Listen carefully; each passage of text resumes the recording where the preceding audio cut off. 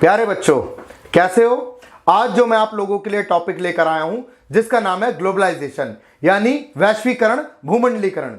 देखिए, इसे हिंदी में वैश्वीकरण और भूमंडलीकरण भी कहते हैं और इंग्लिश में से ग्लोबलाइजेशन कहते हैं।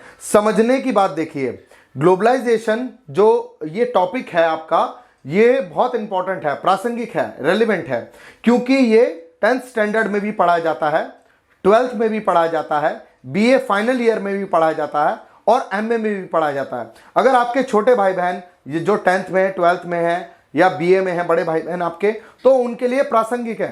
ज्यादातर क्लासों में ग्लोबलाइजेशन जैसे टॉपिक के डिस्कशन हुआ है। अब बात करते हैं हम ग्लोबलाइजेशन, वैश्वीकरण या भूमंडलीकरण की। देखिए, वैश्वीकरण शब्द को अगर आप देखें, जिसे अंग्रेजी में ग्लोबलाइजेशन लिखा गया है और हिंदी में वैश्वीकरण कहा गया है, तो इसके शुरुआत के शब्दों को अगर मैं तोड़ दूं तो शुरुआत में ग्लोबलाइजेशन में ग्लोब है, वैश्वीकरण में क्या है? विश्व है।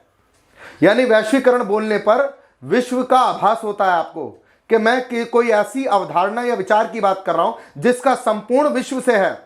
ग्लोबलाइजेशन पर आपको लगता है कि मैं कोई ऐसे कंसेप्ट या कोई ऐसे विचार की बात कर रहा हूं जिसका संबंध पूरे दुनिया से है। ग्लोब किसे कहते हैं? वो मॉडल होता है जिस पर पूरी दुनिया का मानचित्र छपा होता है, ग्लोब।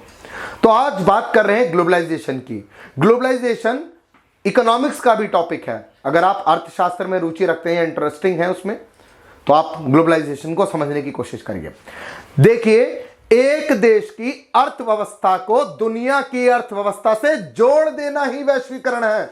एक देश की अर्थव्यवस्था को विश्व की अर्थव्यवस्था से जोड़ देना ही वैश्वीकरण है। एक देश की अर्थव्यवस्था को विश्व की अर्थव्यवस्था से जोड़ देना ही वैश्वीकरण है। यानी मैं एक देश की इकोनॉमी को, एक देश की अर्थव्यवस्था को दुनिया की अर्थव्यवस्थाओं के साथ संगम कराऊं, मैं दुनिया की इकोनॉमी के साथ उसे जोड़ दूं, वो ही वैश्वीकरण है। यानी एक देश की अर्थव्यवस्था क्या होता है, पहले ये समझ लीजिए। अर्थव्यवस्था वो है जो देश की सीमाओं के अंदर क्या करता है? रोटी का, रोजगार का, वस्तु और सेवाओं का उत्पादन करता है, जो महंगाई का आकलन करता है, जो लोगों की इच्छा अनुसार, जो लोगों को वस्तुएं चाहिए उनका उत्पादन करता है, वो अर्थव्यवस्था है। अर्थव्यवस्था में प्राथमिक, द्वितीयक और तृतीयक क्षेत्रों का आकलन होता है और अर्थव्यवस्था को जब अध्ययन किया जाता है उस विषय को अर्थशास्त्र कहते हैं। तो आज हम बात कर रहे हैं आपसे अर्थव्यवस्था को, यानी भारत की अर्थव्यवस्था को विश्व की अर्थव्यवस्था के साथ अगर हम कनेक्ट करते हैं, जोड़ देते हैं, तो वो वैश्वीकरण कहलाता है।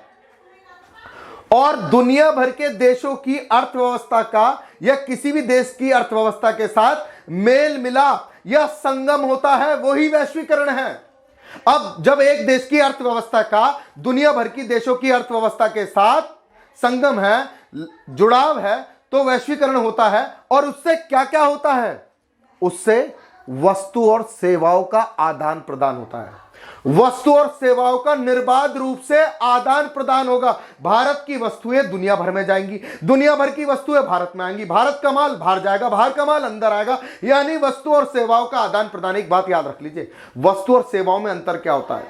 वस्तु का भौतिक मान होता है, वस्तु को उठा सकते हैं, पटक सकते हैं, वस्तु का भार है, वजन है, रंग रूप है, आकार है, मगर सेवा को महसूस कर सकते हैं। आपके चेहरे पर जो फेशियल कर रहा है ना, फेस पैक लगा रहा है, उसे आप उठाकर नहीं ला सकते, उसके गिरने की आवाज नहीं आएगी। मगर आपके पास कैमरा, ट्राइपॉड है, मोबाइल है, उसकी अपनी एक शेप है, उसका गिरने पर, टूटने फूटने पर उसकी आवाज आएगी, उसका कलर है।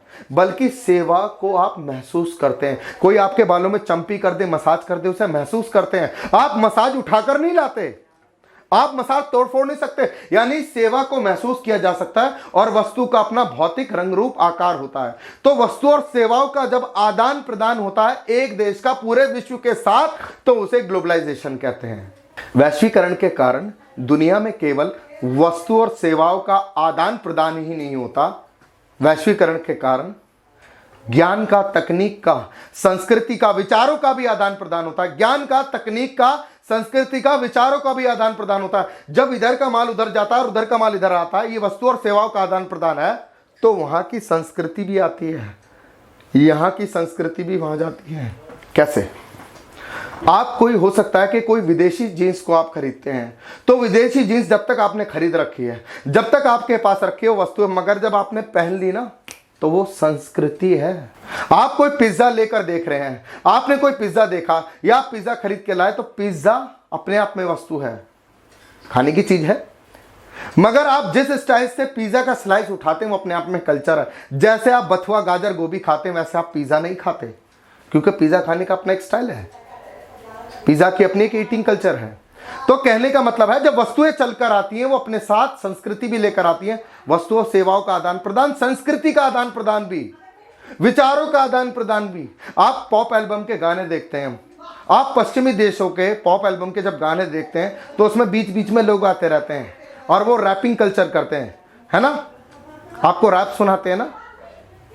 ये रैपिंग कल्चर जो है, पॉप कल्चर जो है, ये पश्चिमी देशों की देन है। ये क्या है? ये वैश्वीकरण है। और जब वो आते हैं तो आप वैसे ही गाने गुनगुनाने लगते हो और उनका इतना घालमेल होता है, इतना घालमेल होता है कि इंडियन, पंजाबी, हिंदी गानों में भी आपको रैपिंग कल्चर मिल जाती है। तो ये क्या है? एक देश की अर्थव्यवस्था को विश्व की अर्थव्यवस्था से जोड़ देना वैश्वीकरण है। और दुनिया भर के देशों की अर्थव्यवस्थाओं का संगम ही वैश्वीकरण कहलाता है। जो बात मैंने आपको बताई कि दुनिया भर के देशों की अर्थव्यवस्था का संगम भी वैश्वीकरण कहलाता है। अब तकनीक का आदान प्रदान भी होता है। बाहर की तकनीक भारत में आती है और भारत की तकनीक भी बाहर जाती है। बाहर की कंपनियां आती हैं, यहाँ पर पैसा लगाती हैं, इन्वेस्टमेंट करती हैं, अपने प्रोडक्ट बेचती हैं, टेक्नोलॉजी शेयर भी करती हैं। तो बाहर की टेक्नोलॉजी भी यहाँ पर आती है। ज्ञान आता है, ज्ञान, इस चीज को कैसे बनाते हैं, इसकी मैन्युफैक्चरिंग टेक्नोलॉजी क्या आती है, नॉलेज भी आती है। दुनिया भर की मैगजीनों के आर्टिकल नहीं पढ़ते आप, आपके अंदर विचार भी पैदा होता है। आप उनकी वस्तुएं नहीं खरीदते, खाते हैं, पहनते हैं, तो आपके अंदर विचार भी पैदा होता है। उनकी फिल्में देखते हैं, उनके गाने सुनते हैं, विचार भी पैदा होता है। वहां के राजनीतिक उठा पलट के बारे में भी देखते हैं, तो उसके अंदर क्या होता है? आपकी मनोदशा में विचार पैदा होने लगते हैं। आप उनका खाना भी खाएंगे तो आपके विचार पैदा होने लगते हैं। जैसा खाओगे अन्न वैसा हो जाएगा मन।